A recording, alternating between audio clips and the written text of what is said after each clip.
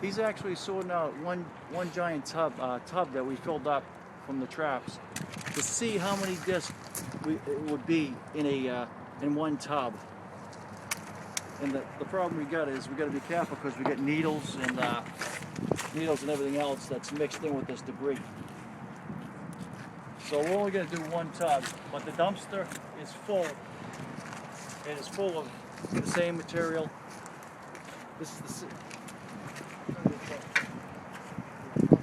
This comes out of these chicken wire booms, and it is just full. It's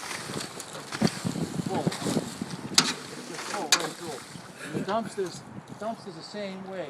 It's just full of disc and leaves and stuff. And it's just the same. So we want to sort out, see what one tub actually, how many is one tub of these, because we got a few tubs in there. Now, how far are we from Methewen's drinking water intake valve? We're at about 1,000 feet, or maybe 2,000 feet. So all this stuff that you're cleaning out of the river is polluting the drinking water source. Yes.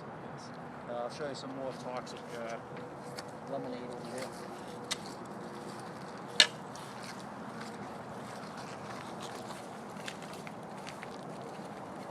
These booms here, they work great, but they need debris in front of them to build up, and then after the small disc will start catching the disc.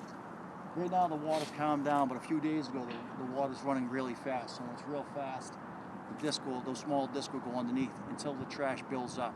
So we've got 7 of these traps up and down the river right now with a lot of debris, with a lot of discs. We haven't cleaned them out yet. That's on our list of things to do, but this stuff can be pretty thick. And this one here we already cleaned out 3 times this week, and it fills up pretty fast with debris and the disc and on. And I'll show you over here when we go in and out with the boat, sometimes the stuff will get blown underneath, and I'll show you over on this side. We're going to clean this out every day also. Every day we're going to clean this out. And this is basically what you'll see up and down the brush of the river is thousands of these. Just thousands and thousands of these discs all over the river.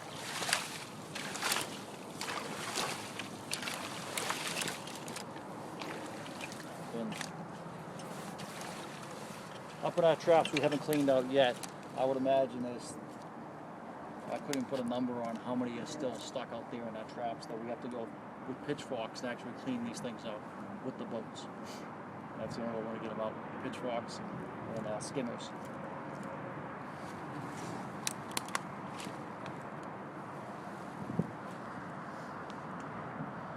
I was telling Angie, you got to watch out for these things. So when you put your hands in the water, you get those little things surprising.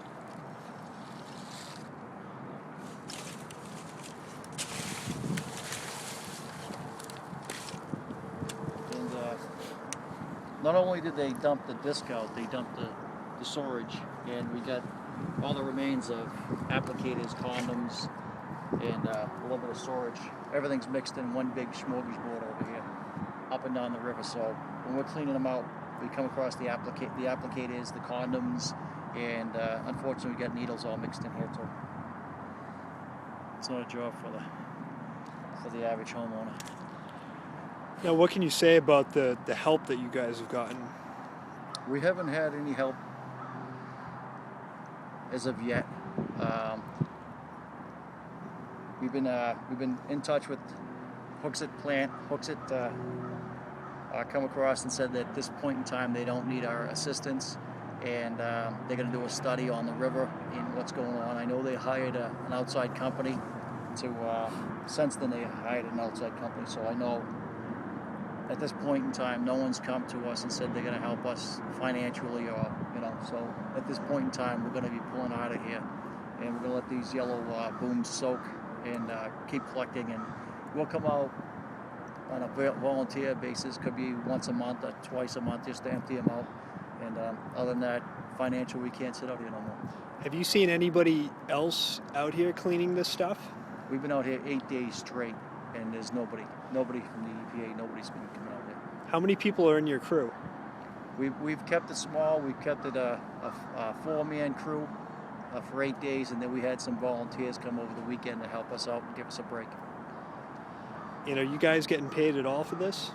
We're keeping, no one's paying us for this. We're keeping our hours and our fuel cost and the Bobcat cost and everything else. We're keeping a track of all that cost, and hopefully we actually get reimbursed. As the president of Clean River Project, we can't sit out here and use up our small budget that we have. We get no funding. Excuse me.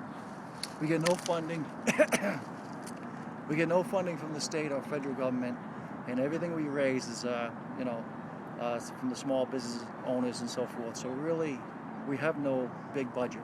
So we really need to whatever we spend, we need, get paid for or reimbursed.